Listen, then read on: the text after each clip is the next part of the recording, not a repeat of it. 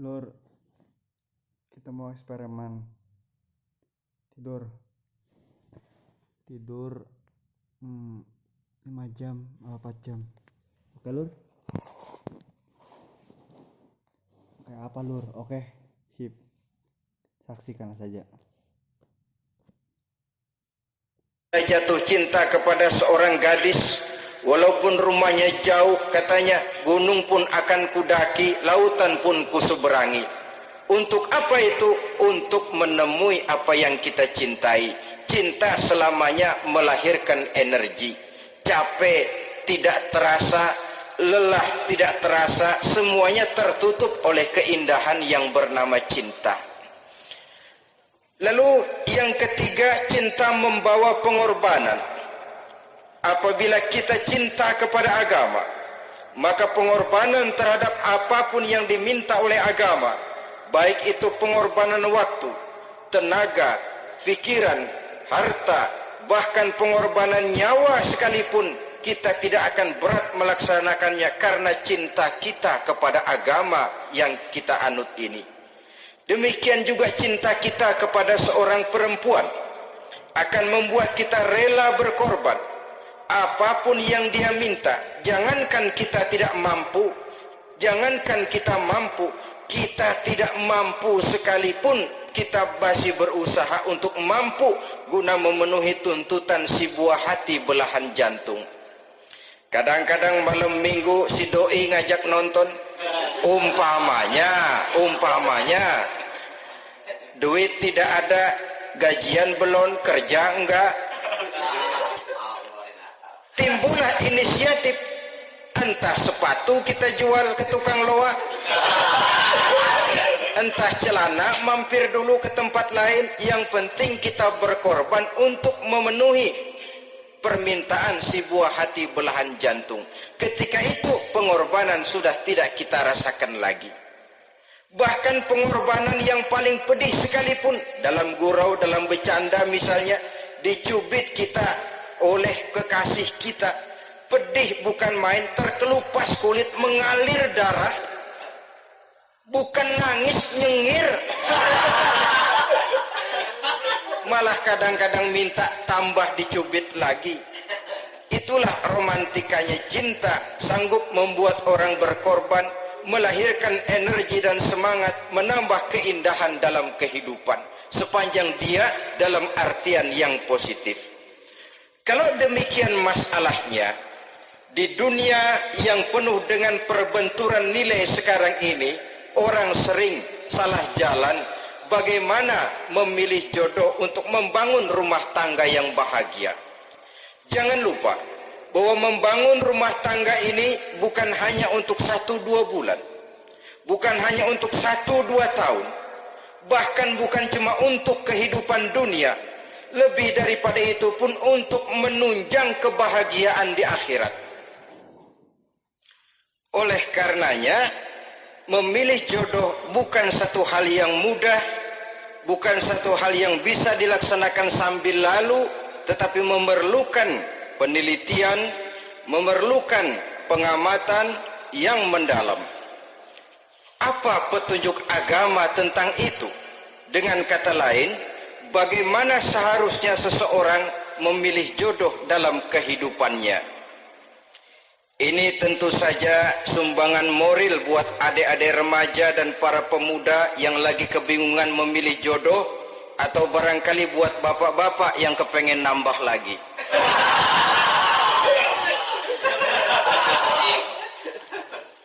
Mohon maaf kepada ibu-ibu, saya tidak menganjurkan, cuma ngajarin. Yang pertama, menurut Nabi, nikahilah perempuan itu karena rupanya, karena hartanya, karena keturunannya, dan karena agamanya. Ada 4 motif utama di sini. Pertama, memilih jodoh, lihatlah rupanya. Lagian siapa yang kepengen dapat jodoh rupanya enggak karu-karuan? Cari rupa yang cantik, indah, dan menawan. Namun jangan lupa, saya katakan di zaman di mana sering terjadi benturan nilai seperti sekarang ini, orang sulit untuk mendapatkan keaslian. Di mana teknologi sudah sedemikian canggih, di mana ilmu kedokteran sudah sedemikian maju, maka berbagai macam rupa bisa dibentuk dengan apa yang dinamakan operasi plastik misalnya.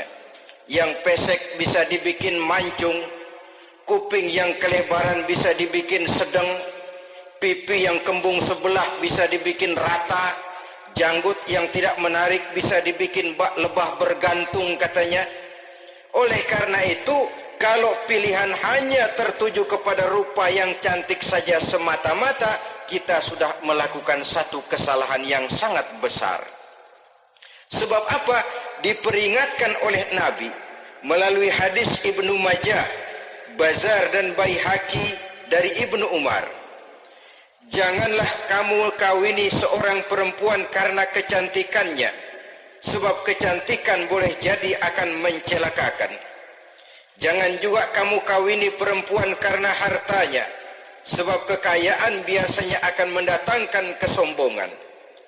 Tetapi kawinilah karena agama dan akhlaknya, karena itulah yang akan membawa kepada kebahagiaan. Saudara-saudara kaum muslimin, terutama adik-adik remaja dan para pemuda, dikala usia puber, apalagi mata baru terbuka, awal balik namanya, remaja sering kehilangan filter. Pokoknya asal ngelihat rupa yang sudah lemot, denok, geboy, pikiran pun hanyut, malam terkenang, siang terbayang, tidur tak nyenyak, makan tak enak katanya, selalu terbayang wajah si doi. Dikala itu orang kehilangan pertimbangan bahwa rupa yang cantik kadang-kadang sering menipu. Diriwayatkan oleh Imam Ibnu Abbas, satu hari ketika sedang kumpul dengan para sahabat, lewatlah orang dengan potongan potongan orang kaya. Kelihatan kan, orang kaya sama orang miskin jalannya aja lain kan. Jalannya saja, jangan gaya hidupnya, jalannya saja lain. Lewat dia, Rasul bertanya kepada seorang sahabat, menurut pendapatmu bagaimana orang yang lewat itu? Kata sahabat, oh yang lewat ini ya Rasul, kalau dia meminang perempuan pasti diterima. Kalau dia menolong orang pasti berhasil. Kalau dia ngomong pasti didengerin. Kenapa? Orang kaya. Orang kaya ya Rasul. Kalau dia minang, perempuan mana yang kagak bisa menerima kalau dipinang oleh orang kaya? Biar mukanya udah belipet kayak dompet tanggung bulan. Kalau memang duitnya banyak, nggak kelihatan tuh muka yang belipet. Yang kelihatan duit. Kalau dia nolong orang, pasti berhasil apa yang dia tolong itu. Kalau dia ngomong, pasti didengerin orang. Walaupun omongannya biasa-biasa saja. Kenapa? Orang lihat penampilannya.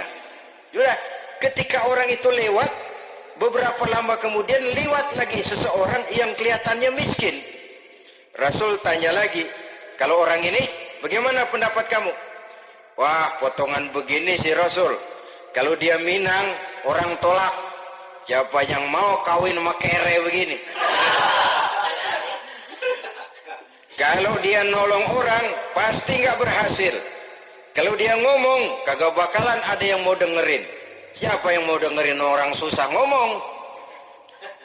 Setelah orang itu lewat, apa kata Rasul? Orang yang terakhir, yang lewat ini, yang barusan lewat, jauh lebih baik dari yang pertama yang lewat tadi. Jauh lebih baik. Maksud dari ucapan ini, Rasul sebenarnya mendidik para sahabat jangan tertipu oleh penampilan.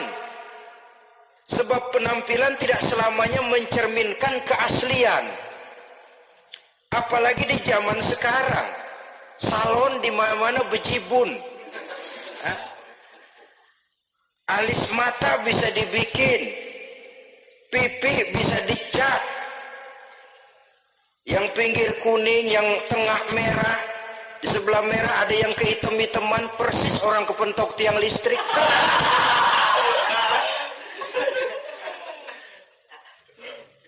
kecantikan yang artifisial, kecantikan yang bukan alami. Karena itu silakan saja cari yang cantik, tapi jangan terpaku sampai di situ.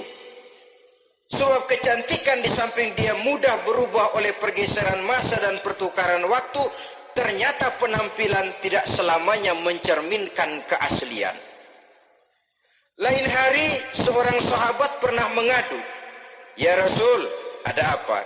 Inna imraati la turaddu yadul lamis." Ya Rasul, istri saya tidak pernah menolak tangan orang laki yang menjamahnya, mengajak salaman kepadanya. Apa jawab Rasul? Ceraiin aja. Tapi hati saya berat ya Rasul, saya cinta betul sama dia. Ya kalau hatimu berat, jaga dia baik-baik. Nah, dari riwayat ringkas ini kita ambil satu perbandingan. Memang punya istri berwajah cantik itu kadang-kadang si malakama kalau imannya tidak kuat. Si malakama. Kita diemin aja, binal, makan hati, nggak aman, nggak tentram. Jangan-jangan saya berangkat ke kantor, dia ngompreng.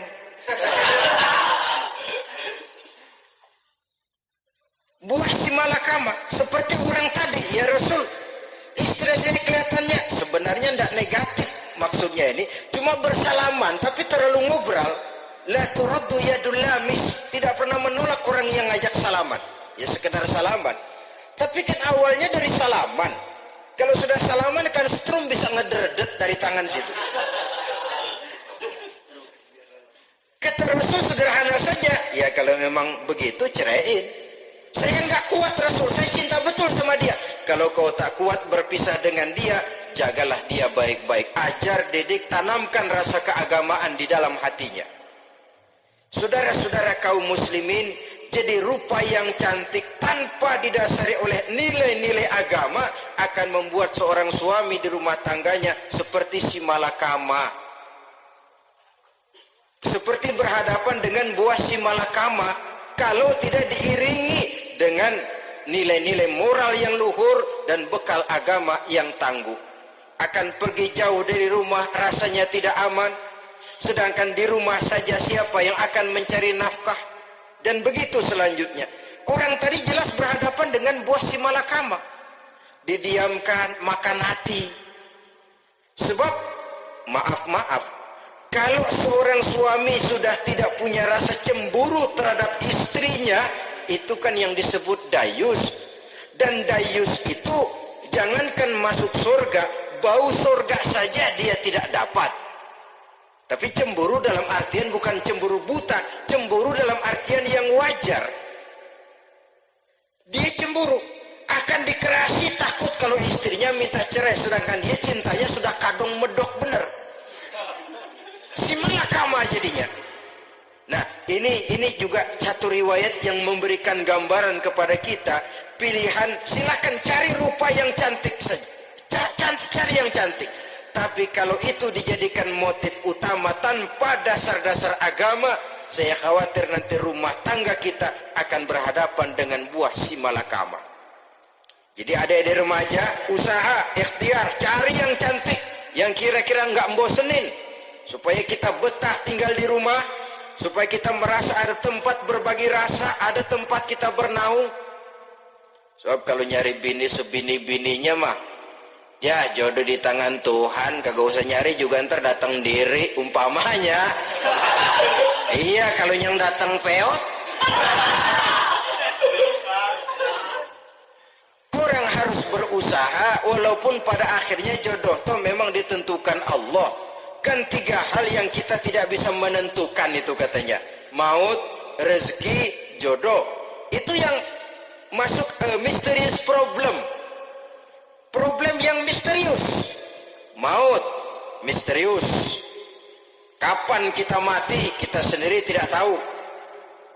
Tahun depan, 50 tahun lagi, 100 tahun lagi, tidak pernah seorang pun diberitahu. Tapi yang pasti dia bakal datang. Kapan dan di mananya, kita tidak tahu. Bisa di rumah, bisa di masjid, ya alhamdulillah. Bisa di majelis taklim, syukur. bisa di medan perang membela agama, bagus. Pasti dia akan datang. Maut, mysterious problem, sesuatu yang kita tidak tahu kapan datangnya. Rezeki, gitu juga. Sehingga orang sering bilang, rezeki katanya kayak bayangan. Kita ubur-ubur, dia lari. Kita diam, dia mah diam. Setengah mati kita ubur-ubur. Emang ukuran segitu, segitu aja. Begitu kita nggak ngapa-ngapain, datang yang bawain rezeki. Namanya rezeki itu mysterious problem. Kadang-kadang ngobek, sungsang, sumbul, udah segala tanah orang kita ukur-ukurin. Udah segala ngomong sudah nggak ada yang loh, terus dah buta. Tapi memang bayangan, kalau belum rezeki ya belum. Kadang-kadang nyari kode sampai tidur di kuburan. Belepotan tanah kuburan loh. Yang aneh lagi kadang-kadang orang gila ditanyain. Allahu Akbar, ini kode-kode zaman sekarang ini. Sampai orang waras nanyain orang gila itu gimana itu. Ini sudah efek yang betul-betul negatif. Sudah jelas orang gila kok ditanya. Apa kira-kira yang nanya nggak lebih gila dari yang gila itu?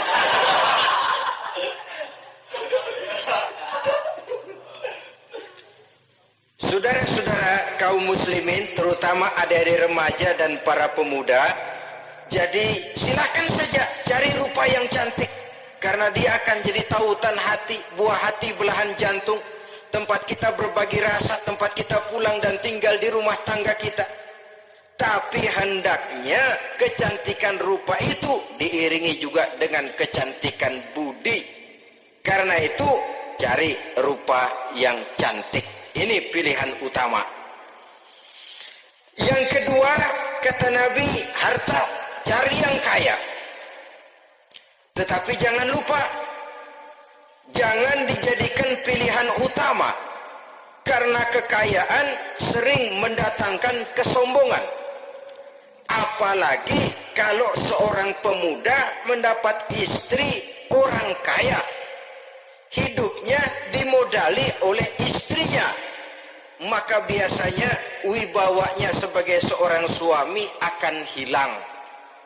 Akhirnya komando di tangan istri.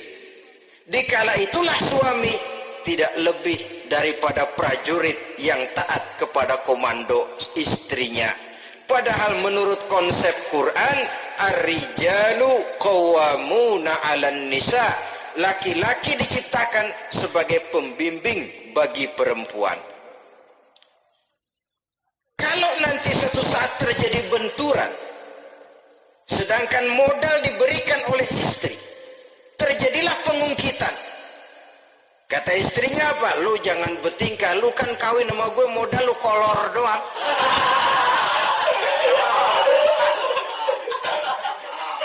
Kalau sekarang bertingkah, silakan keluar rumah.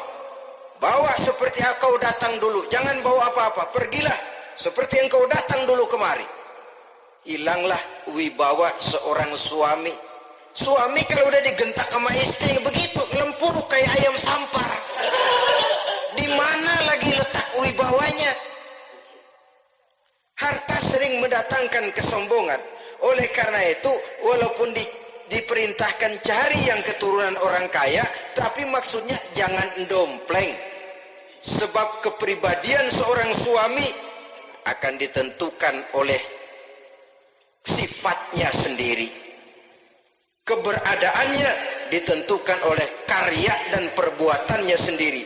Itulah yang akan menampilkan kepribadian dia dalam kehidupan di masyarakat ini. Saudara-saudara kaum muslimin, terutama adik-adik remaja dan para pemuda, kan kadang-kadang di zaman sekarang kan kelas-kelas gigolo, playboy ya, nyari tante-tante kesepian, mejeng-mejeng di pinggir-pinggir jalan dengan harapan apa? Ya barter lah, tukar tambah. Nah, supaya dapat rokok, dibelikan pakaian, motor dan sebagainya. Tapi yang jelas hilang harga diri sebagai laki-laki, dan itu yang paling mahal. Kalau seorang laki-laki sudah kehilangan harga diri, apalagi yang bisa dibanggakan dalam kehidupan ini? Apa artinya naik mobil kalau kepala tertunduk ke bawah? Apa artinya jalan di tengah masyarakat kalau kita tidak bisa menengadah dengan satu kebanggaan? Hilangnya harga diri merupakan kehancuran awal dari sebuah pribadi yang untuk jangka panjang kita tidak akan bisa lagi berbuat banyak. Tanpa harta orang memang sulit untuk bahagia, tapi harta semata-mata bukan merupakan jaminan bahwa orang lantas akan bahagia. Saya barangkali harus berkata, banyak orang miskin yang kaya, tapi tidak sedikit orang kaya yang miskin. Saya ulangi ini, banyak orang miskin yang kaya, tetapi tidak sedikit orang kaya yang miskin. Nah, bagaimana pengertiannya? Orang miskin yang kaya, materinya sederhana, peralatan rumah tangganya sederhana, tapi hatinya kaya. Oleh karena hatinya kaya, jiwanya lapang. Sebaliknya, orang kaya yang miskin, di tengah kelimpahan materi yang berlimpah, segalanya serba ada, hatinya yang miskin. Kelimpahan materi tidak akan sanggup mengobati kemiskinan hatinya. Sehingga di tengah kehidupan yang serba ada, dia masih merasa kurang, maka dia tidak pernah cukup. Di tengah kemilauan dan gemerlapan serta glamornya rumah mewah, dia merasa hidup di tengah gurun pasir yang gersang dan tandus. Karena itu, biarlah miskin harta tapi kaya budi, daripada kaya harta tapi miskin budi. Lebih utama lagi kaya harta, kaya budi. Itu idealnya. Dasar pilihan ketiga, sesudah rupa dan harta, menurut Nabi, keluarga. Faktor keturunan sangat menentukan. Pepatah mengatakan, buah apel akan jatuh tidak terlalu jauh dari pohonnya. Biasanya, kalau bapak kalong, anak kampret. Bapak nyolong, anak nyopet. Itu fotokopi. Saudara-saudara, sungguh pun demikian, faktor keluarga bukan merupakan yang paling dominan, karena segalanya memang bergantung kepada hidayah dari Allah Subhanahu wa ta'ala. Kalau hidayah datang, bisa saja anak maling bisa jadi kiai. Kalau hidayah datang, bisa saja anak nabi malah ikut bersama orang-orang kafir. Pada akhirnya orang mau besar atau tidak, bukan dengan jalan menyempeng kepada keturunan orang lain, tapi ditentukan oleh kepribadian dirinya sendiri. Tidak bisa kita menjadi besar dengan menyebut kebesaran orang lain. Itu sebabnya dicontohkan oleh Imam Ali pada saat beliau berkata, laisal fata may yaqulu kana abi walakinnal fata may yaquluha anadha. Anak muda yang gentleman adalah anak muda yang berani berkata, inilah saya. Bukan anak muda yang membanggakan leluhurnya. Ini kan zaman sekarang ini lagi ngetop-ngetopnya lagu-lagu cengeng katanya toh. Sebenarnya menurut saya bukan cuma lagu cengeng yang jadi masalah. Lagu cengeng cuma satu efek dari sikap yang lebih utama dari itu, yaitu mental cengeng. Kalau mental sudah cengeng, apapun yang kita lakukan akan jadi cengeng. Tidak cuma lagu, kebudayaan yang lahir akan kebudayaan cengeng. Jadi pengusaha cengeng, jadi pejabat cengeng, jadi kiai cengeng. Kenapa? Mental cengeng. Di antara mental cengeng itu apa? Mengandalkan fasilitas atasan. Kalau tidak ada fasilitas dari atas, lantas tidak bisa berbuat apa-apa, cengeng. Menjadi besar bukan karena karier pribadi, tapi karena nasib katrolan. Itu pun termasuk mental cengeng. Sedikit gagal, B. Bagaimana B? Sedikit jalan buntu, babe. Sedikit deadlock, babe. Lu ngapain babe lu melulu? Saudara hadirin yang saya hormati, jadi lebih penting dari sekedar lagu-lagu cengeng, saya malah lebih suka bicara mental cengeng ini. Mental yang cepat putus asa. Mental yang tidak mau mengeluarkan usaha maksimal. Mental yang hanya mengandalkan fasilitas. Sedangkan pribadinya tidak lebih daripada pribadi sumuhun dawu, pribadi kulonuwun, pribadi kumaha juragan wae, pribadi oke bos, pribadi asal bapak senang. Bukankah itu semua merupakan cermin dari mental-mental yang cengeng yang untuk jangka panjang tidak akan pernah menguntungkan daripada pembangunan bangsa dan negara yang kita cintai ini. Seseorang mau besar atau tidak bukan dengan jalan menyempeng kepada kebesaran orang lain. Bahkan Syauqi dalam sebait syairnya yang lebih tegas mengatakan, wa syarrun nasi zu khumulin iza fakhartahum zakarul jaduda wa syarrun nasi wa khairun nasi zu syarafin qadimin aqama li nafsihi syarafan jadida. Generasi yang paling jelek adalah generasi pemalas. Kalau kelihatan orang lain lebih hebat dari dia, disebut-sebutnya kebesaran nenek moyangnya. Dia sendiri nggak punya prestasi apa-apa. Kerjanya cuma ngandelik babe. Kerjanya cuma menggelayuti fasilitas orang tuanya. Tanpa itu dia tidak akan punya nilai dan harga sama sekali. Ini generasi paling jelek. Kalau orang lain kelihatan lebih hebat, dia sebut nenek moyangnya. Lo sih belum apa-apa lo, baru kopral lo. Engkong gua no, komandan Hansip. Engkongnya yang disebutin. Dia sendiri tidak punya prestasi apa-apa. Jadi silahkan saja cari gadis dari keturunan keluarga yang baik-baik. Tapi jangan jadikan tendensi utama, jangan dengan niat untuk menyempeng kepada kebesarannya. Tapi paling tidak dengan niat agar mudah-mudahan dari benih yang baik ini akan lahir keturunan-keturunan yang baik pada akhirnya nanti. Itu yang kita harapkan. Bukan lalu dengan pertimbangan, weh mertua gue bos nih, kali aja begitu gue kawin dia mampus. Ini semua warisan kan jatuh kemari semua. Kalau itu niatnya sudah jelas salah. Kita mencari perempuan dengan keturunan-keturunan yang baik dengan berharap agar anak-anak kita nanti yang akan merupakan benih cucunya akan melahirkan kebaikan-kebaikan seperti leluhurnya dulu. Saudara, pilihan yang keempat kata Nabi, agama. Ini yang paling inti. Kenapa? Agama itu motivasinya moral. Di sini segalanya ditentukan. Rupa yang baik, harta yang banyak, keluarga yang luhur.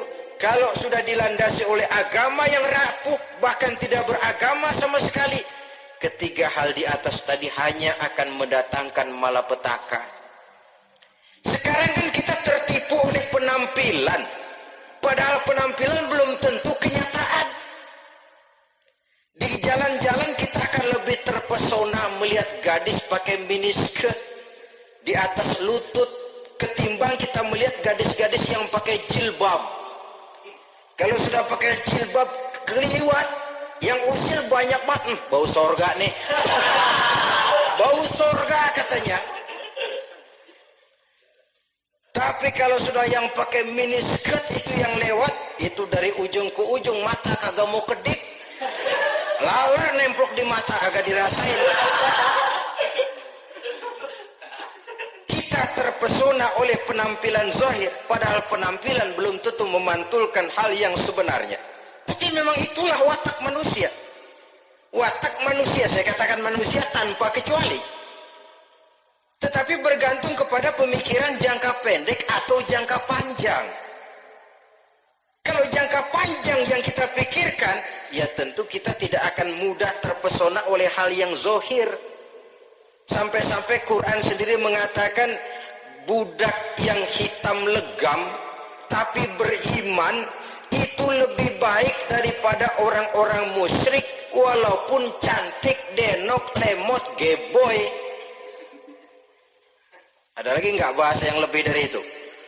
cantik, denok, lemot, geboy, bahenol, nerkom, tapi kafir masih lebih baik budak yang hitam legam sekalipun kalau dia beriman. Kenapa? Rumah tangga untuk jangka panjang. So itu Islam tidak membolehkan kawin campuran dengan lain agama. Walaupun ada ayat yang mengatakan boleh kawin dengan ahlul kitab, tapi sebagian mufassir menjelaskan bolehnya kawin dengan ahlul kitab itu dalam kondisi darurat. Dalam kondisi normal tidak bisa. Kenapa? Kalau sudah berlainan agama, akan terjadi kerancuan rumah tangga untuk jangka panjang. Bagaimana membina dalam keharmonisan di rumah tangga? Bagaimana nasib anak-anak nanti? Kadang-kadang ada keluarga, kami sih keluarga modern. Anak-anak kami berikan kebebasan untuk milih agama apa saja. Bapaknya Islam, istrinya Kristen, anaknya ada yang Hindu, Buddha. Bagus nih, keluarga pecel namanya. Bagaimana keluarga modern bisa seperti itu? Padahal seorang suami bertanggung jawab di hadapan Allah. Dia akan ditanya tentang istrinya. Dia akan dimintakan pertanggungan jawab tentang anak-anaknya. Kalau istri kita berlainan agama, mungkin terjadi pengkaplingan. Pokoknya kalau anak perempuan ikut ibu, anak laki ikut bapak. Administrasi dunia bisa begitu, tapi akhirat pertanggungan jawab di hadapan Allah. Bisakah kita? Sorry aja Tuhan emang janjinya begini. Saudara hadirin yang saya hormati, oleh karena itu budak legam hitam kalau beriman masih lebih baik daripada orang-orang yang tidak beriman walaupun cantik dan mempesona. Kenapa? Ini faktor agama. Ya buat 1-2 bulan bisa terwujud rumah tangga yang tentram. 2-3 tahun mungkin masih bisa bertahan, tapi sampai kapan? Sampai kapan itu akan terwujud? Pada akhirnya akan muncullah dilema yang akan sulit buat diatasi. Oleh karenanya motif agama dijadikan stres oleh Nabi. Fasfar bizatiddin taribat yadak. Pilih agama sebagai titik sentral, sebagai pilihan utama. Kalau agamanya kuat, walaupun rupanya sederhana, tapi karena nilai agamanya kuat, dia bisa menyenangkan hati suaminya. Dia bersolek untuk kepentingan suaminya. Dia taat kepada suaminya. Harta, dia anak orang kaya untuk membantu perjuangan suaminya. Tapi kalau tidak ada modal agama, rupa yang cantik bisa menyengsarakan suami. Apalagi kalau suami kere. Istrinya sudah cantik, kaya ataupun tidak kaya kadang-kadang. Udah, suaminya suruh ngempuk di rumah, bininya yang kerja. Ya kalau kerja mendingan kalau dikerjain itu.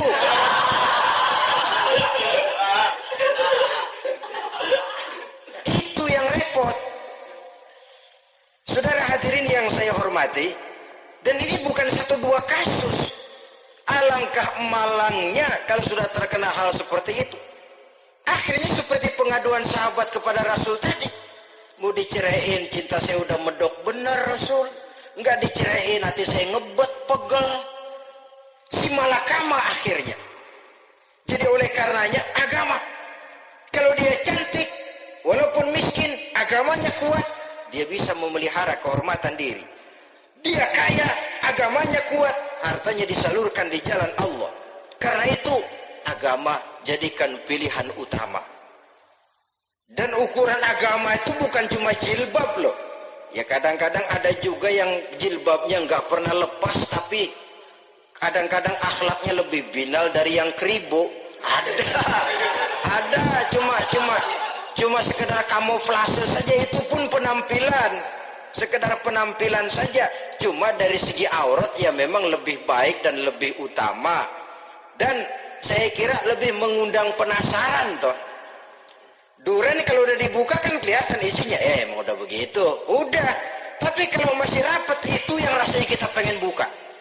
Timbul tantangan, gue pengen tahu isinya. Rasanya juga begitu.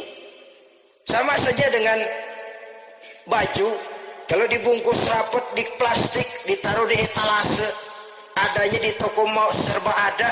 Tahu kita barang mahal nih, biar punya duit kita mau nawar ragu-ragu, takut nggak cukup. Tapi kalau barang sudah dibuka di jalanan, diobral di pinggir jalan murahan, 1.003 masih dicampur odol. Yang begitu sih biar nggak punya duit kita berani banget tanya, nawar, megang lagi nyemek. Berat duit nih bang. Kenapa? Barang sudah terbuka. Jadi saudara-saudara, syukur kalau keempat-empatnya ini jodoh terkumpul dalam jodoh yang saudara cari. Sudah rupanya cantik, kaya, keturunan orang baik-baik, agamanya kuat. Nah, surga dunia tuh. Yang begitu cari. Kalau ada yang begitu saya juga mau nambahin satu lagi.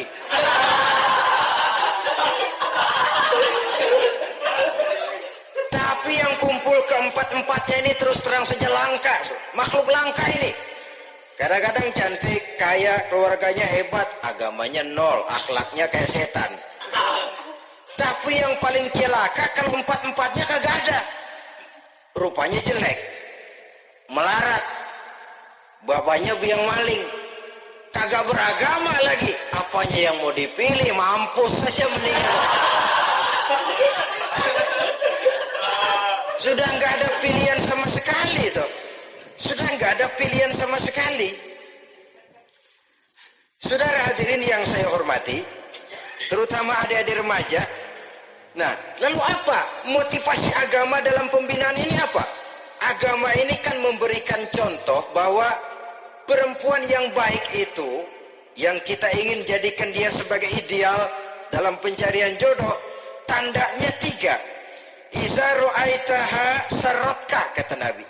Kalau dipandang, dia bisa menggembirakan kamu. Kan ini yang penting buat seorang suami. Kalau saudara nanti jadi suami, punya istri yang jadi partner setia mendampingi suaminya.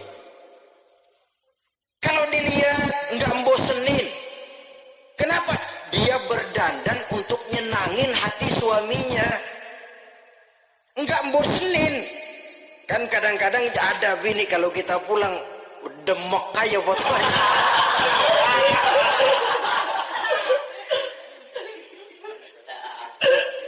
Ini yang bikin suami nggak betah di rumah ini kan yang begini. Adapun perempuan yang beragama, apabila dipandang oleh suaminya, dia pandai menyenangkan hati suaminya. Andai kata suaminya dalam kesulitan, dia tidak menambah beban kesulitan. Paling tidak dia bisa memberikan satu bantuan moral. Bantuan moral untuk mengurangi beban kesulitan daripada suaminya. Suami pulang dagang rugi, kata istrinya, romantika bang. Sekali-sekali lah, masa selamanya dagang mau untung. Besok siapa tahu untung lebih besar. Kan meringankan toh. Kadang-kadang enggak, suami pulang dagang dari pasar panas, rugi, sampai rumah bini pidato, peletar-peletor. Lu dagang rugi, emang lu laki goblok.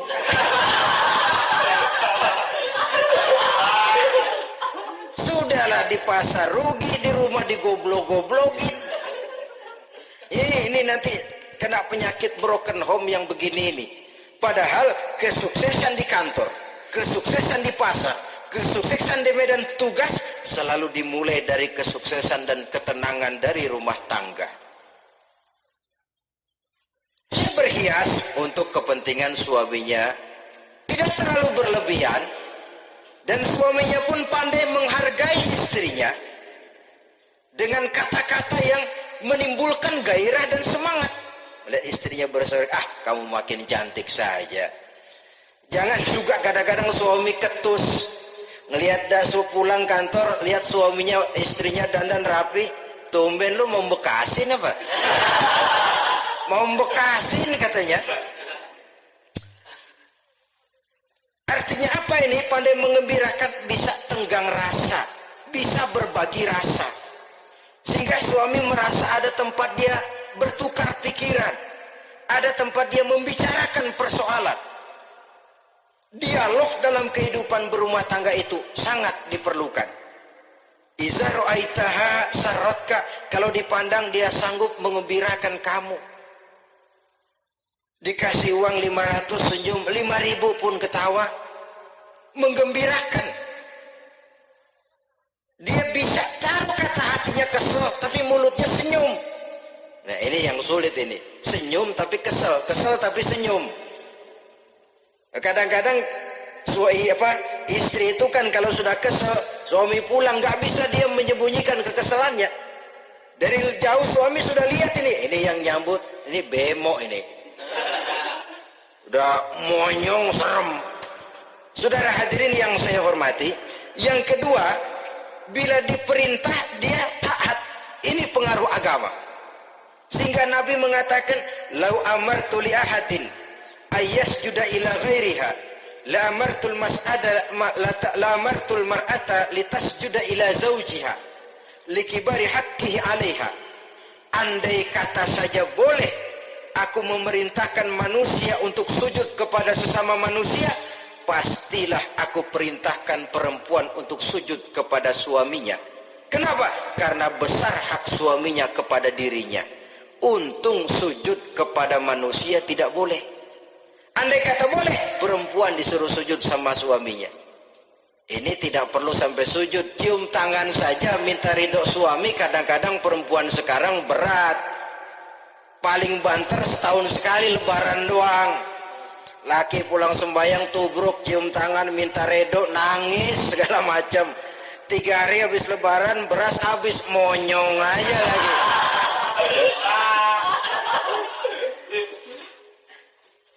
Saudara hadirin yang saya hormati, yang ketiga, akibat pengaruh agama, dia sanggup memelihara kehormatan diri dan sanggup menjaga harta suaminya. Memelihara kehormatan diri baik pada saat suaminya di rumah atau pada saat suaminya tidak ada di rumah. Satu riwayat, seorang sahabat akan pergi perang jihad di fisabilillah. Ketika mau berangkat dia bilang kepada istrinya, "Saya mau berangkat perang. Kalau saya belum pulang kamu jangan keluar rumah." "Baik bang." Pergi istrinya, pergi suaminya jihad. 1 minggu, 2 minggu berlalu, belum juga pulang. Satu hari datang utusan dari rumah orang tua si istri ini. "Assalamualaikum bu." "Waalaikumsalam." "Ada apa?" "Ada berita kurang enak bu, orang tua ibu sakit parah, mohon tolong ditengokin." "Apa?" kata si istri. "Maaf saja, suami saya belum pulang dari medan perang. Saya belum dapat izin keluar rumah kalau dia belum pulang. Tolong sampaikan maaf saya kepada orang tuanya." Pulanglah utusan tadi. Besok balik lagi. "Bu, ada apa?" "Udah Senin Kemis. Napasnya sudah sampai tenggorokan. Tolong tengokin buat terakhir kalinya bu. Suami saya belum pulang. Dia pesan kalau dia belum pulang saya jangan keluar rumah. Saya nggak bisa tengokin orang tua saya. Salam maaf saja." Pulang utusan itu. Besok balik lagi. "Bagaimana?" "Sudah meninggal bu. Mau dikubur, tengokinlah buat terakhir kalinya. Suami saya belum pulang. Saya belum berani keluar rumah kalau suami saya belum pulang. Itu janji saya sama suami saya." Pulanglah utusan ini ngadu kepada Rasulullah sallallahu alaihi wasallam. "Ya Rasul, ini perempuan kelewatan benar. Dari orang tuanya sakit sampai sekarat, sampai mati, sampai dikuburin dia nggak nengokin." "Memangnya kenapa?" "Suaminya katanya pergi jihad dan suaminya tidak mengizinkan dia keluar rumah kalau si suami belum pulang." Apa jawab Rasul? Marahkah beliau? Tidak, beliau senyum. Apa katanya? "Dosa orang tua yang meninggal ini telah diampuni oleh Allah karena dia punya anak perempuan yang begitu taat kepada suaminya." Allahu Akbar. Dosa orang tua yang sudah meninggal itu diampuni oleh Allah karena dia punya anak perempuan yang begitu taat kepada suaminya. Ketaatannya kepada suaminya menyebabkan dosa orang tuanya diampuni oleh Allah Subhanahu wa taala. Suami pergi jihad, orang tua sakit keras, tidak berani dia keluar rumah. keselamatan diri. Kalaupun satu saat suaminya manggil, Bu, tolong ambilin uang di dompet. Dompetnya dibawa, Bang, ambil saja sendirilah, nanti salah ambil lagi saya. Kadang-kadang enggak, suaminya pergi mandi, dompet berantakan. Saudara hadirin yang saya hormati, ini motivasi agama. Jadi kecantikan zahir yang diimbangi dengan kecantikan batin oleh karena pengaruh agama tadi. Kalau sudah kemari, orang tidak perlu mikir-mikir operasi plastik, bikin yang pesek jadi mancung supaya orang tertarik, bikin belakang yang kurus jadi menarik. Tidak, orang tidak perlu lagi pakai susuk-susukan, dipasang di bibir supaya kalau senyum orang gempor,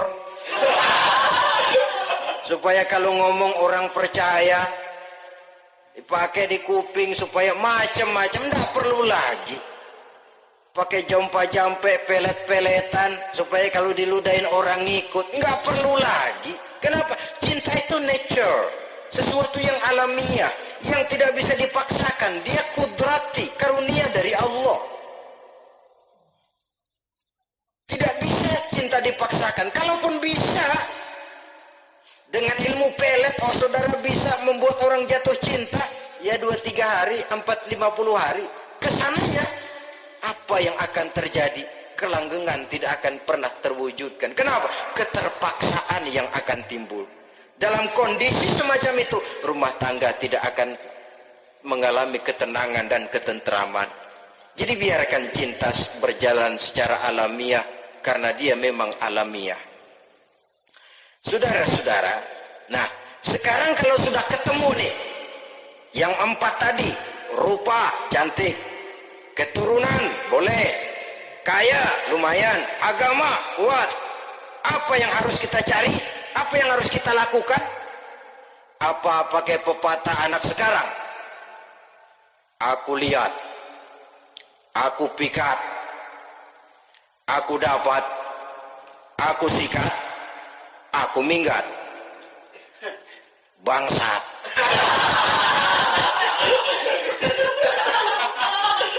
Itu kan ada moto cinta kilat begitu tuh. Cinta kilat katanya, aku lihat, aku pikat, aku dapat, aku sikat, aku minggat. Bangsat. Atau kita harus hanyut dalam arus free love, free sex, sama liven, eksperimen dulu? Tidak. Islam mengajurkan kalau memang seret, ini rasanya ini nih, mantap gue nih. Apa yang diajarkan oleh Islam selanjutnya? Meminang, saudara-saudara. Meminang adalah langkah awal untuk mengikat tali pernikahan. Diizinkan meminang, dan di dalam meminang pun diizinkan untuk melihat. Cuma kalau boleh, ya syaratnya itu waktu melihat itu jangan sampai ketahuan si perempuan yang akan kita pinang itu. Untuk apa kita meminang? Pertama, untuk yakin bahwa perempuan yang kita inginkan ini sudah kumpul syaratnya, itu tidak ada cacatnya. Yang kedua, untuk memperkuat tekad hidup berumah tangga, diperlukan meminang. Adapun adat itu berbeda, tapi bahwa konsep meminang itu dalam Islam ada, itu jelas. Ya kalau mesti bawa pisang raja, pakai roti buaya, pakai martabak segede ban mobil truk segala macam, itu adat saja ya. Tapi yang real meminang itu ada dalam Islam. Nah,